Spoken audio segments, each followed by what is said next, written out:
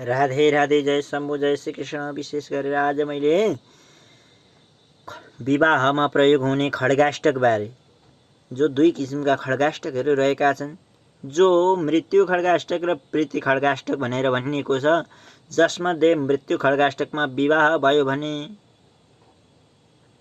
त्यति उत्तम गतिको जोडी हुँदैन र प्रीति खड्गाष्टकमा विवाह भए राम्रो हुन्छ। जहाँ प्रीति खड्गाष्टकमा भनिएको छ, मेषाली मकरे युग्मे कन्या कुम्भ तुला वृषे सिंह मीने धने कर्के षडाष्टक प्रीति वृद्धिदम भनेर भनिएको छ।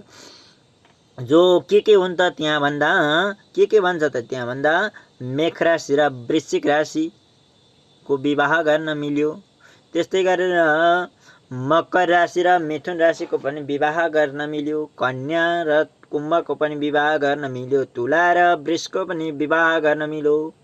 सिंह र मीनको पनि विवाह गर्न मिल्यो र धन र कर्कट राशिको पनि विवाह गर्न मिल्यो, राम्रो हुन्छ।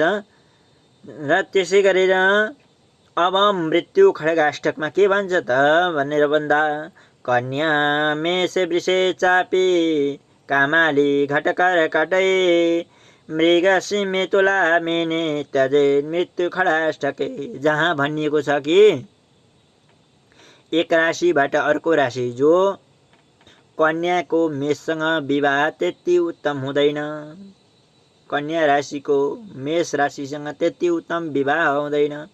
त्यसै गरेर वृषको धनसित धन राशिसँग, त्यसै गरेर मिथुन राशिको वृश्चिकसित र कुम्भको कर्कटसित, मकरको सिंहसित, तुलाको मीनसँग त्यति उत्तम हुँदैन, जस मृत्यु खड्गाष्टक परेको हुँदाखेरि। राधे राधे।